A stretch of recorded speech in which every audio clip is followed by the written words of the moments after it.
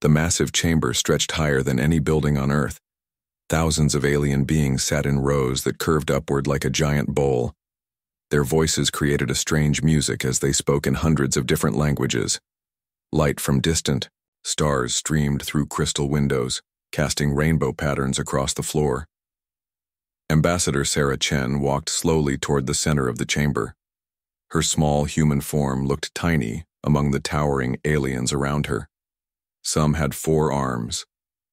Others had scales that glowed in the starlight. A few floated in bubbles of strange gas. All of them stared at her as she moved. Sarah had been Earth's voice to the galaxy for 10 years now. She knew these aliens well. She knew their customs, their fears, and their pride. Today, she would use all of that knowledge. The council leader, a being that looked like a walking tree made of silver metal, spoke first. Human Ambassador Chen, you have requested this emergency session. The council will hear your words. Sarah stopped in the exact center of the chamber. She had practiced this moment many times. Her voice carried clearly through the vast space. Honored council members, I come before you today with a warning. For 50 years, humanity has followed your rules. We stayed in our home system. We limited our military forces. We kept our expansion small. We did this because we wanted peace. Murmurs rippled through the chamber. Some aliens nodded their strange heads. Others made sounds that might have been laughter. Sarah continued. But the Zephyrian Empire has broken that peace. They have attacked our colonies. They have killed our people. They refuse to stop. From the Zephyrian section came a deep roar. Prime Warcast. Thexmore rose to his full height. He was 8 feet tall with arms like tree trunks and skin that looked like red stone. Scars covered his face and chest. Each scar told the story of a battle won. The humans speak of attacks. Thexmore's voice boomed across the chamber. We took worlds that belonged to us by right of conquest. These soft creatures should have stayed in their small corner of space. Sarah did not look afraid. She had expected this response. Prime Warcast, your people have taken 3 of our colony worlds. You have enslaved 20,000 humans. Your war fleets now move toward our home system. And we will take that too, Thexmore said. The other Zephyrians behind him growled their agreement. Your species is weak. You have no real warships. You have no warrior spirit. You will serve us, or you will die. The council leader raised one of his metal branches for silence. The Zephyrian Empire has filed proper claims for those worlds. Their military might gives them the right to expand. This is galactic law. Sarah felt a cold anger growing in her chest. These aliens thought they understood humans. They had watched Earth for 50 years and seen only what humans wanted them to see. Council leader, I am not here to argue about law. I am here to give you a warning. One chance to avoid a terrible mistake. The silver being tilted his head. What warning could a young species possibly give to this ancient council? Sarah took a deep breath. The next words would change everything. For 50 years you have restricted our military. You have limited our expansion. You have forced us to hold back our true strength. This was our choice. We agreed to these limits because we hoped for peace. She paused and looked around the chamber. Every alien eye was focused on her now. But if the Zephyrian Empire continues its attacks, we will remove those limits ourselves. You will see what humanity is really capable of when we stop holding back. Laughter echoed through the chamber. Not the cruel laughter of enemies, but the amused laughter of adults listening to a child's threat. Even some of the peaceful species chuckled at her words. Thexmore's laughter was loudest of all. Holding back? We have seen your ships, human. We have studied your weapons. Your entire fleet could not defeat one of our battle groups. Sarah's expression did not change. Warcast, you have seen what we chose to show you. Our cargo ships, our mining vessels, our exploration craft. You have never seen a human warship, because until now we have never built one. The laughter died away. Something in Sarah's voice made the chamber grow quiet. You think you know us because you have watched us for 50 years, but you have only seen humans at peace. You have never seen humans at war. We are a species that survived on a death world for millions of years. We climbed to the top of a food chain filled with creatures that could kill us with their bare hands. We did this by being smarter, faster, and more determined than anything else on our planet. Sarah's voice grew stronger. Every human colony you have seen was built by people who crossed the vacuum of space in metal boxes, betting their lives that they could survive on alien worlds. Every human you have met descended from warriors who fought through ice ages, plagues, and wars that would have destroyed weaker species. The chamber was completely silent now. Even the floating aliens had stopped moving. We have been good galactic citizens because we chose to be. We followed your rules because we thought they were wise. But you have mistaken our restraint for weakness, our peace for cowardice. Thexmore stepped forward. Empty words. If humans were truly dangerous, why did you accept our restrictions? Why did you agree to limit your expansion? Sarah smiled for the first time since entering the chamber. It was not a warm smile. Because Warcast, we learned long ago that the best way to win a war is to make sure it never starts. We agreed to your limits because we thought you were intelligent enough to leave us alone. We were wrong. She turned to address the entire council. I am here today to give you one last chance. Call off the Zephyrian attacks. Return our people.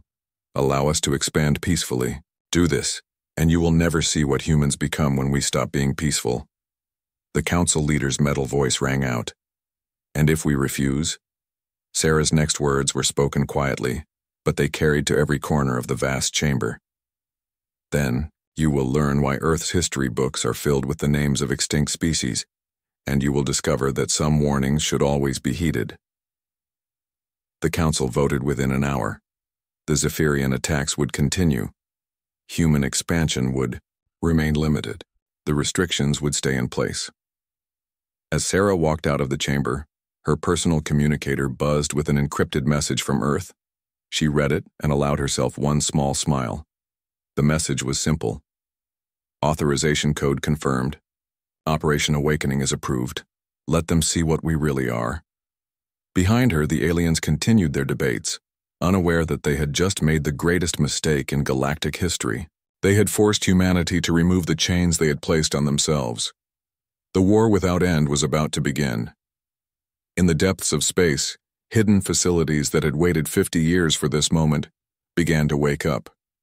Earth had kept its promise to hold back. Now that promise was broken, and the galaxy would learn what humans were truly capable of when they stopped pretending to be harmless. The council thought they had won a simple political victory. Instead, they had awakened something that would reshape the stars themselves. Admiral Marcus Rodriguez stood in the command center buried 3 miles beneath the Rocky Mountains. The room had waited in darkness for 50 years. Now, emergency lights cast red shadows across banks of computers that hummed back to life. Officers, who had trained their entire careers for this moment, took their positions at control stations. Marcus looked at the authorization codes on his personal tablet. The message from Ambassador Chen was clear. The Council has refused our warning. Operation Awakening is approved. Show them what we really are. He turned to his communications officer. Send the activation signal to all hidden facilities. Use the emergency frequency. Tell them it's time to wake up. Across human space, signals traveled faster than light to places that did not exist on any official map. Deep underground on Earth, massive factories began to move. Giant machines that had been silent since their construction started building again. Assembly lines that could produce a warship in 6 hours powered up for the first time in decades. On Mars, behind the public mining operations, sealed doors opened to reveal shipyards carved into the planet's core.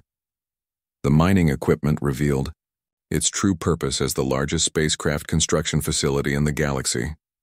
Ships that had been built in secret waited in hidden bays, ready to emerge. Captain Elena Vasquez felt her ship shudder as the false hull detached. For 3 years, the UES Vengeance had pretended to be a simple cargo hauler called the Peaceful Trader. Now its real form emerged. Weapon ports opened along its sides. Armor plating slid into place. Engine output increased by 800%. Elena smiled as she watched her ship transform. Around her, 1,000 other vessels were doing the same thing. Cargo ships became destroyers. Mining barges revealed themselves as heavy cruisers. Even small family transports carried hidden missile pods that could destroy enemy fighters. "All ships report ready for combat," her tactical officer announced. "The reserve fleet is fully operational." The reserve fleet was humanity's greatest secret. Every ship that had left Earth in the last 50 years carried hidden weapons and military systems. Every human in space had received basic military training along with their civilian education. Every colony was designed to become a fortress at a moment's notice. But the aliens had never suspected. They saw what humans wanted them to see: peaceful traders, curious explorers, simple miners looking for rare metals. They never realized that every human civilian was also a trained soldier. Marcus received the first combat report an hour after activation. The message came from Captain Torres of the UES Retribution, operating near the Zephyrian border. "Admiral, the first Zephyrian battle fleet has been engaged and destroyed. Total enemy casualties: 3 heavy cruisers, 8 destroyers, and 24 fighters. Human casualties: none. They never saw us coming." The report continued with technical details that made Marcus proud. The Zephyrians had detected what they thought was a single human cargo ship. They moved to capture it with overwhelming force. Instead, they found 12 human warships decloaking around them. The battle lasted 4 minutes. The Zephyrian ships were bigger and more heavily armored than anything humans had ever shown the galaxy. But human ships were faster, smarter, and designed by a species that had been planning for this war since first contact. Every human weapon was built to exploit weaknesses in alien technology that humanity had studied for 50 years. More reports arrived throughout the day. Human forces were revealing themselves across dozens of systems. Zephyrian fleets that had been sent to attack human colonies found themselves facing enemies they never knew existed. On Kepler Station, the human colony that the Zephyrians had attacked first. Commander Lisa Park watched alien troops try to break through her defenses. They had landed expecting to face civilian miners and their families. Instead, they found military-grade shields, automated defense turrets, and colonists who fought with the skill of professional soldiers. "Ma'am," her lieutenant reported, "the alien ground forces are requesting permission to surrender." Lisa checked her tactical display. The Zephyrian landing force had been reduced from 3,000 warriors to less than 200 in 6 hours of fighting. They had expected an easy victory against helpless civilians. Instead, they found themselves trapped on a planet where every building was a bunker and every human was armed. "Tell them they can surrender when they return our people," she replied. "Until then, they get to learn what humans do to invaders." The real shock came when the first Zephyrian reinforcement fleet arrived at Kepler Station. They expected to support their ground forces and complete the conquest. Instead, they found 30 human warships waiting for them. The Zephyrian fleet commander sent a message before the battle began. "Impossible. Our intelligence shows humans have no military ships in this system." The human response was simple: "Your intelligence was wrong." Elena watched the battle from her command center. Human ships moved like dancers, coordinating their attacks with precision that amazed even her. Every captain knew exactly what every other captain was doing. They had trained together for years, preparing for this moment. The Zephyrian ships were powerful, but they fought like individuals. Each captain tried to win personal glory. They competed with each other even in the middle of battle.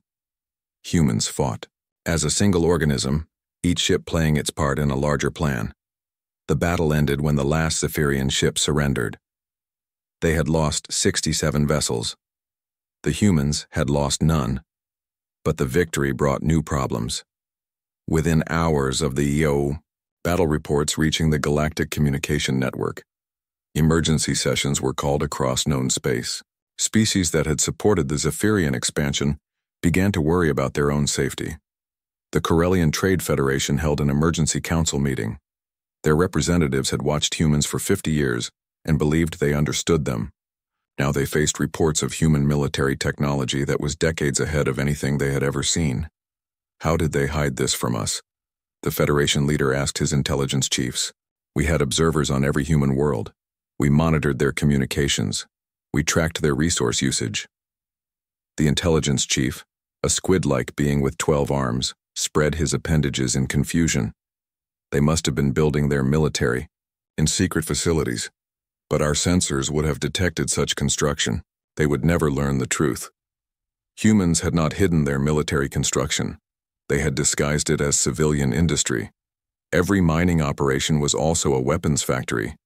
Every cargo ship was also a warship. Every peaceful colony was also a military base. For 50 years, humanity had been building the largest military force in galactic history. They had done it in plain sight, and no one had noticed because no one had imagined that a species could be so completely dedicated to preparing for war while appearing to desire only peace. Admiral Rodriguez received the final report of the day as he prepared to leave his command center. Human forces had engaged Zephyrian fleets in 47 different systems. The score was 47 victories to 0 defeats. But the report also included intelligence that made him frown. The Zephyrian Empire was calling for help. Their traditional allies were responding. The Corellian Trade Federation was mobilizing its merchant marine. The Vorthon Collective was activating its defense forces. Humanity had wanted to fight one empire. Instead, they were about to face half the galaxy. Marcus looked at his staff officers. These men and women had spent their entire careers preparing for a war they hoped would never come.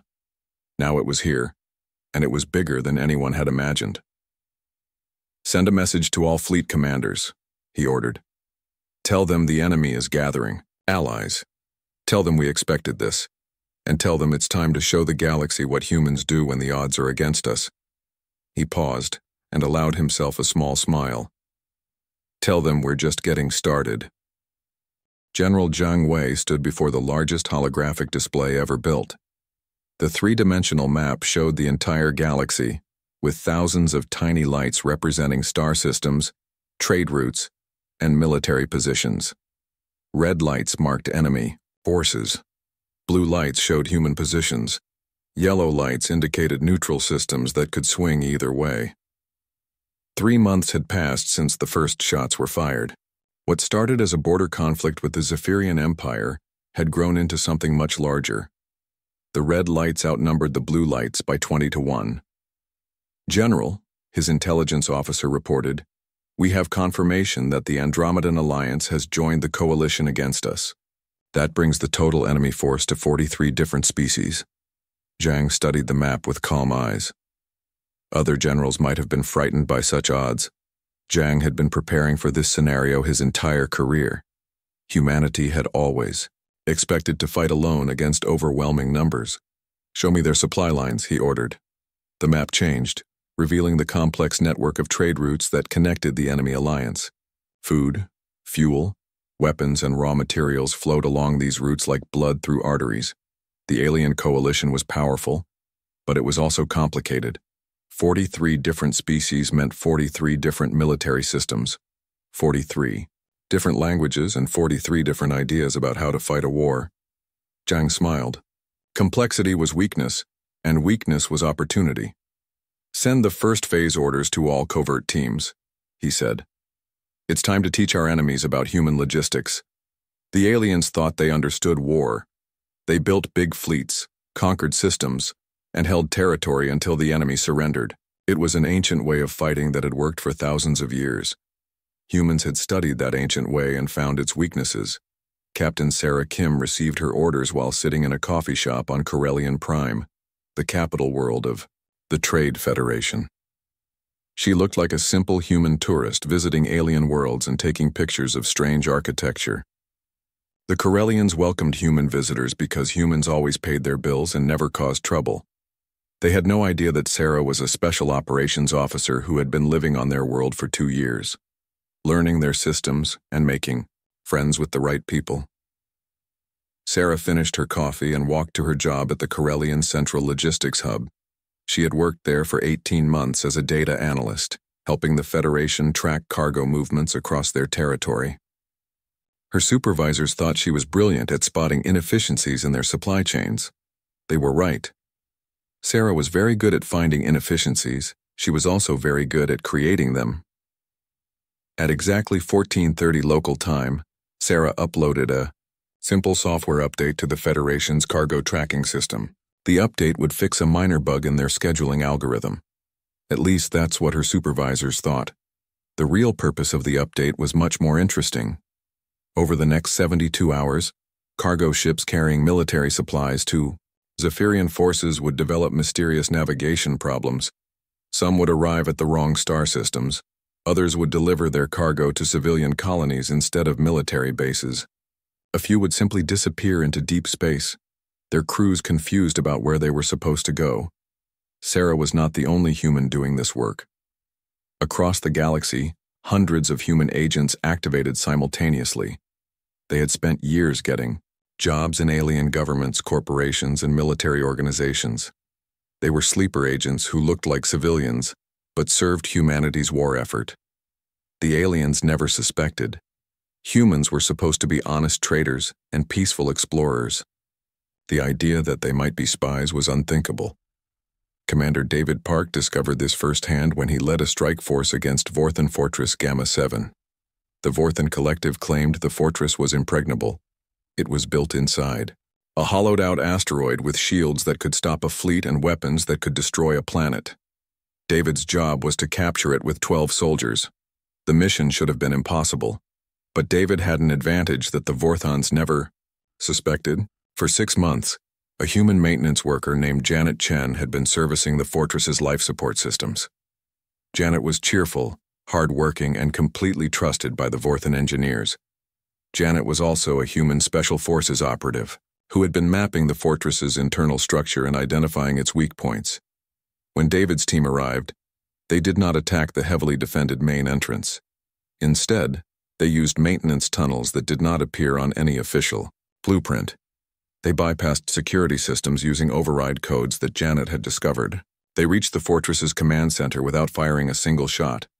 The Vorthan defenders never knew they were under attack until David announced their surrender over the fortress's internal communication system. News of the fortress's capture reached the Vorthan High Command within hours. Their most secure military installation had fallen to a handful of humans. Their impregnable defenses had been worthless. The Vorthan War Premier called an emergency meeting of his general staff. "How is this possible?" he demanded. "Our intelligence reports showed no human forces in that sector."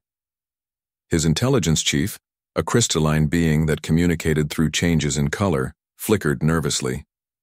"Premier, the humans appear to have infiltrated our maintenance systems, but we have security protocols. We screen all foreign workers.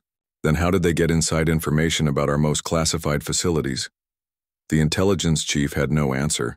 The Vorthans, like most alien species, thought in terms of military units and official operations. The idea that an enemy might spend years placing agents in civilian jobs was foreign to them.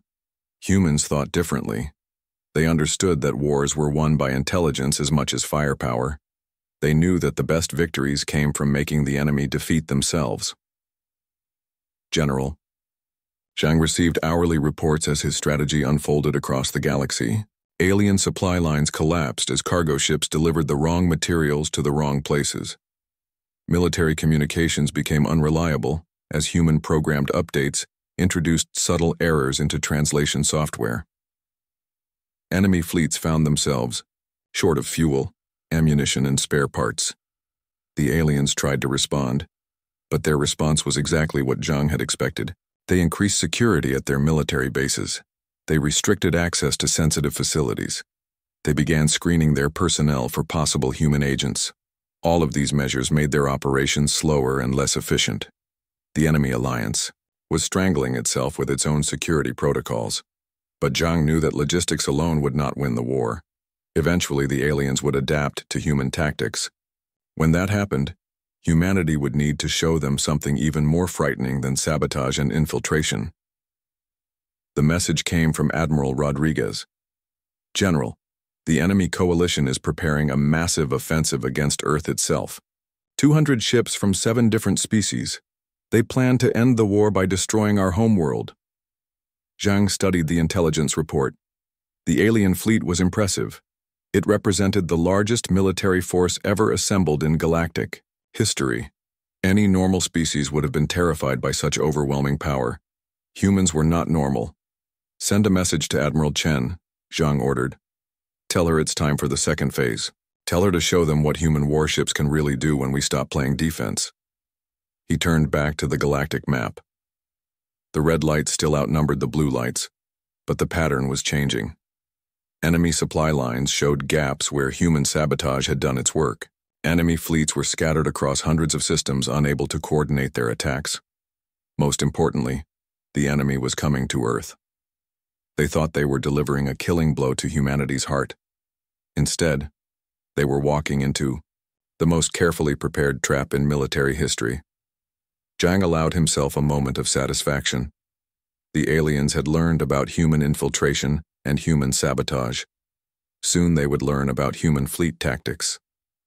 And when all of those lessons were complete, they would understand why humanity had tried so hard to avoid this war. Some species should never be awakened from their peaceful sleep. The galaxy was about to discover that humans were one of them. Dr. Kenji Nakamura watched the transformation from his research station orbiting Mars. 2 years had passed since the galaxy forced humanity to remove its self-imposed limits. In that time, human civilization had become something unprecedented in galactic history. Through his laboratory window, Kenji could see the orbital shipyards that now surrounded Mars like a metal ring. Construction ships moved constantly, building new vessels at a rate that would have seemed impossible before the war. Every 6 hours, another warship rolled out of the automated factories. Every day brought technological improvements that made yesterday's weapons obsolete. But the real change was not in the ships or the weapons. The real change was in humanity itself. Kenji turned away from the window and looked at his latest research data. Before the war, he had been a xenobiologist, studying alien life forms and their evolutionary adaptations. Now he studied something much more interesting: the rapid evolution of human society under the pressure of total war. The numbers told an amazing story. Human birth rates had increased by 40% as families prepared for a longer conflict. Educational systems had been restructured to produce engineers, soldiers, and strategic thinkers in equal numbers. Every human child now learned mathematics, science, history, and military tactics as basic subjects. The changes went deeper than education.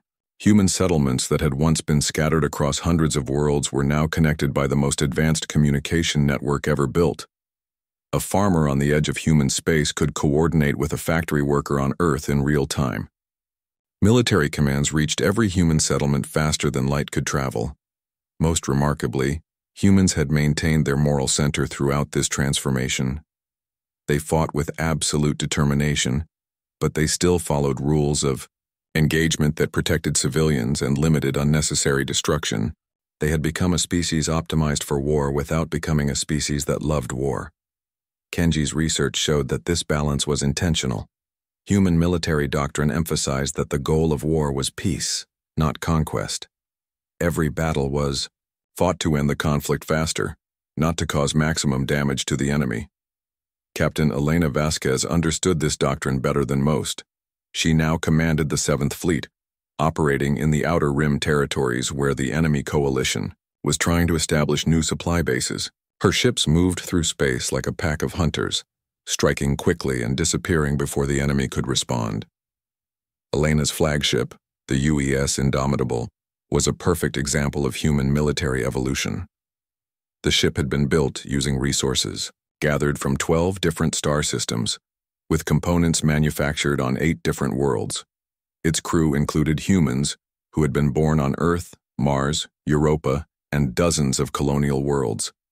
They worked together with the coordination of a single organism. The ship's tactical display showed the current operational area. 17 enemy fleets were trying to establish bases in the Arcturus sector. Elena's job was to make sure they failed. "Captain," her tactical officer reported, "we have detected a Corellian supply convoy entering the system. 43 cargo. Ships escorted by 8 destroyers." Elena studied the tactical situation. The convoy was carrying supplies to support a new enemy base on Arcturus 4.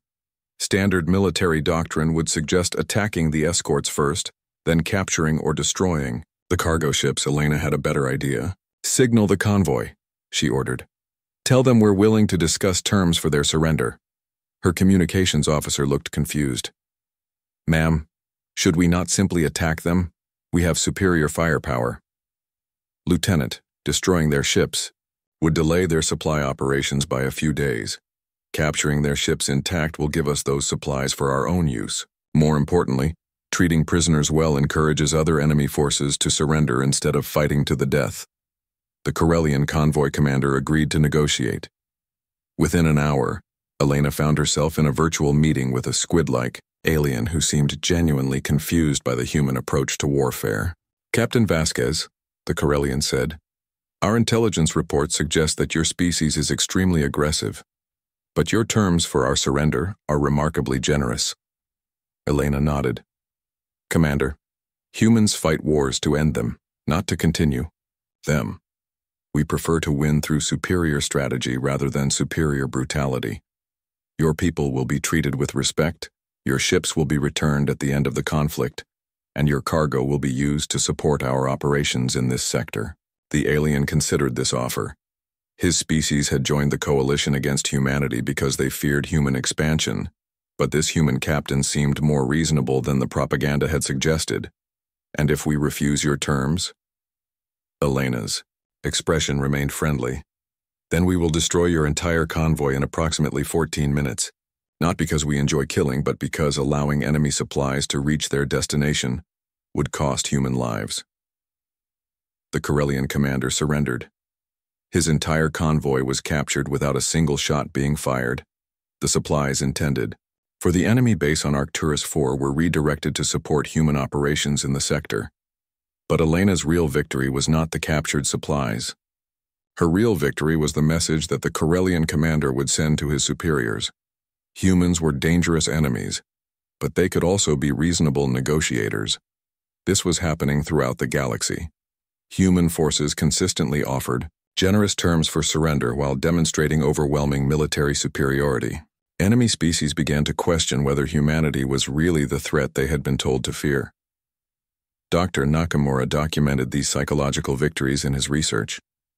The human approach to warfare was creating cracks in the enemy coalition. Species that had joined the alliance out of fear were beginning to wonder if they had chosen the wrong side. The Andromedan alliance was the first major power to break ranks. Their ruling council met in emergency session after losing 6 major fleets to human forces in a single week. The casualties had been minimal because humans consistently offered chances to surrender. But the military defeats had been total. We joined this coalition to protect ourselves from human expansion, the Andromedan Prime Minister announced to her council. But our resistance has only made humanity stronger. They are adapting to our tactics faster than we can adapt to theirs, the HFY Andromedan military commander, a warrior who had fought in dozens of campaigns, agreed with his political leader. Prime Minister, I have studied human battle reports for months. Their strategic thinking is unlike anything I have encountered. They plan not just for victory, but for the shape of the galaxy after victory is achieved. The Prime Minister asked, the question that was troubling leaders across the galaxy. What do the humans actually want? The answer came from an unexpected source. A human diplomatic team had been waiting in the Andromedan capital for 3 months, hoping for a chance to negotiate. They had not been officially recognized, but they had not been expelled either.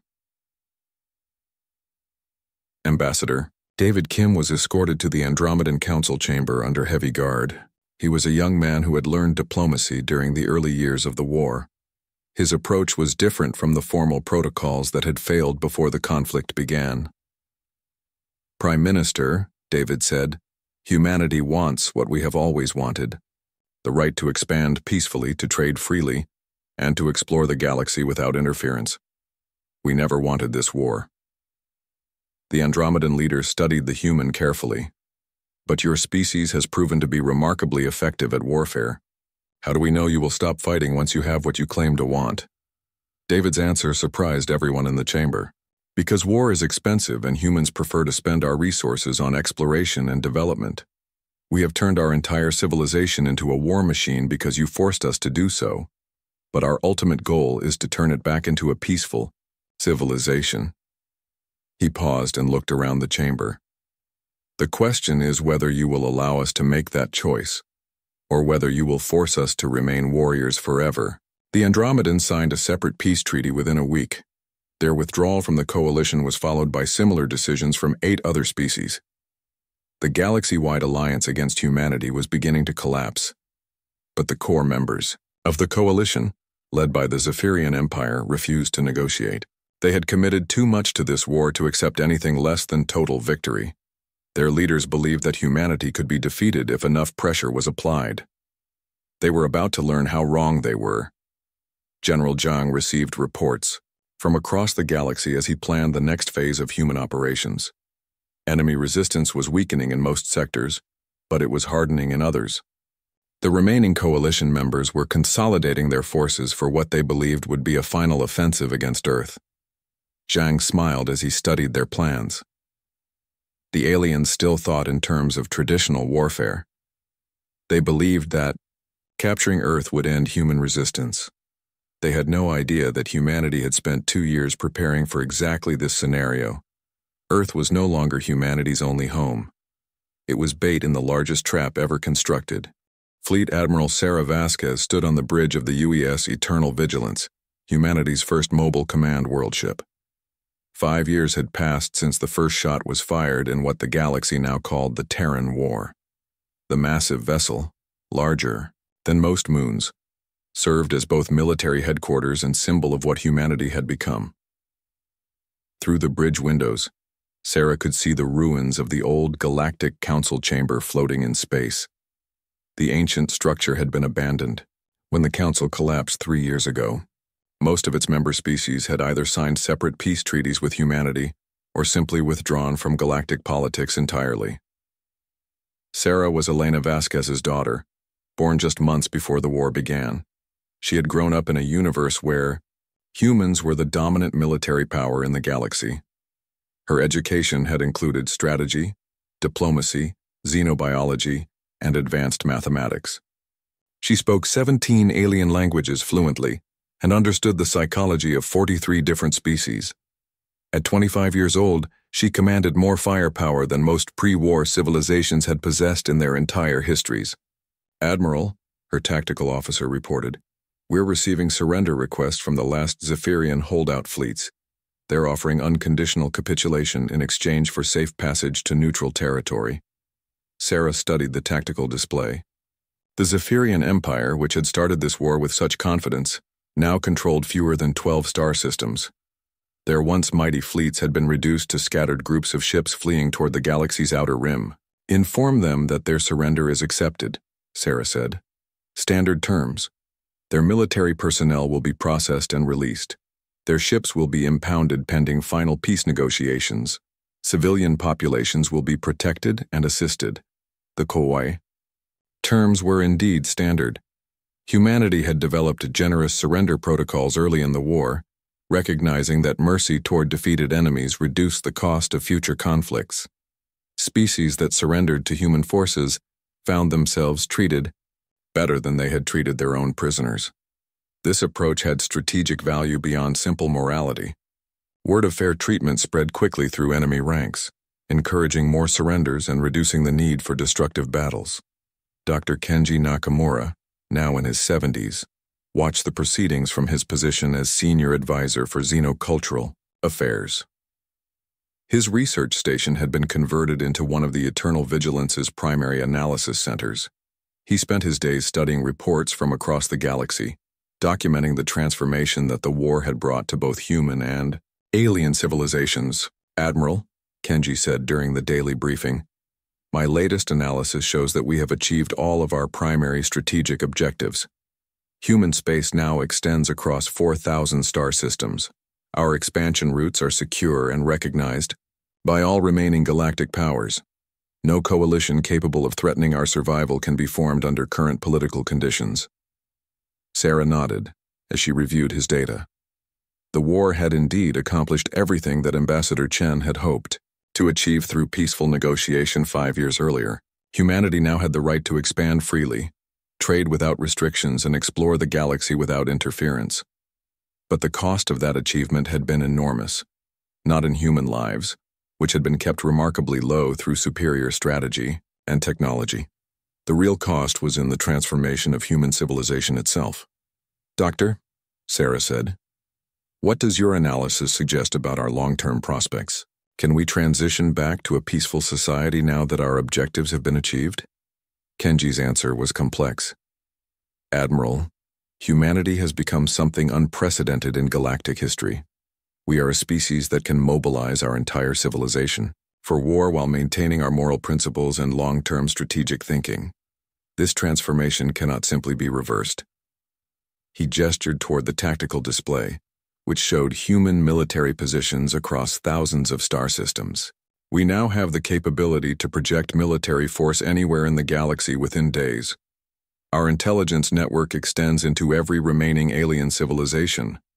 Our industrial capacity can produce enough warships to fight multiple galactic-scale conflicts simultaneously."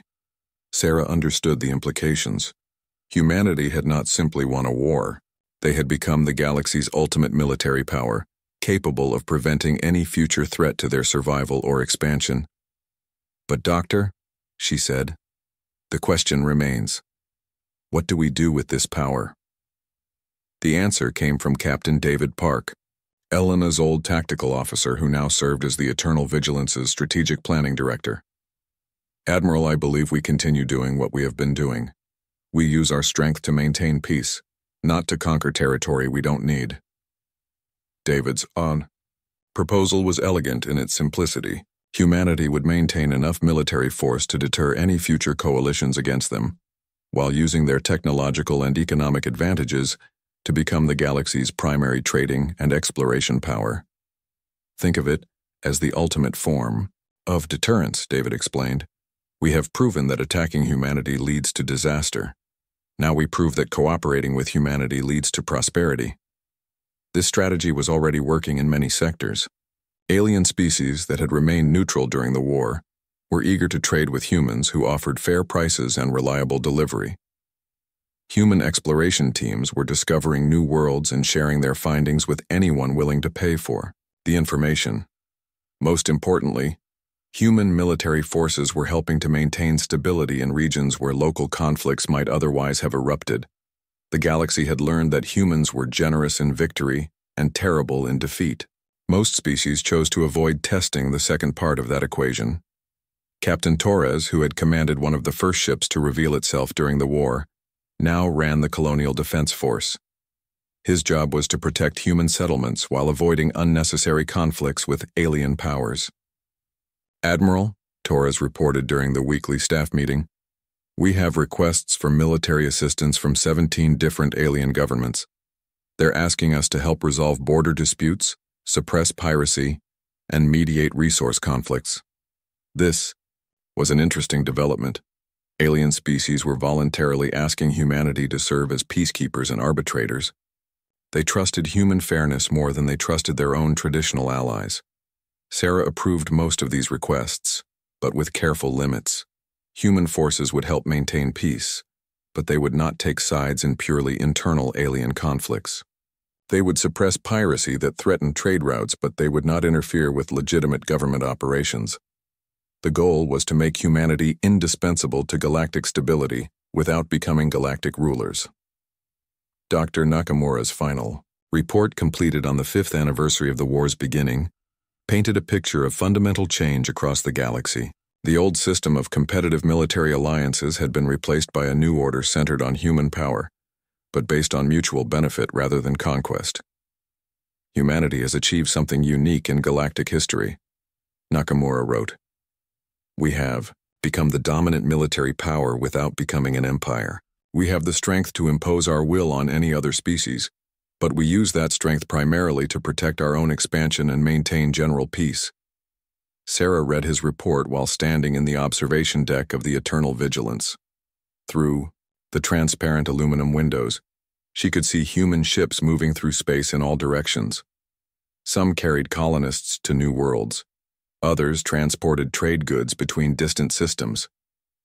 A few patrolled the borders of human space, watching for threats that might never come. They were the ships of a civilization that had been forced to become warriors, but had chosen to remain explorers. Sarah's personal communicator buzzed with a message from Earth. Her grandmother, Elena Vasquez, was retiring from active duty at the age of 67. The message included a personal note. The galaxy forced us to show them what we could become when we stopped holding back. Now it's your generation's job to decide what we become next. Sarah smiled as she considered the challenge.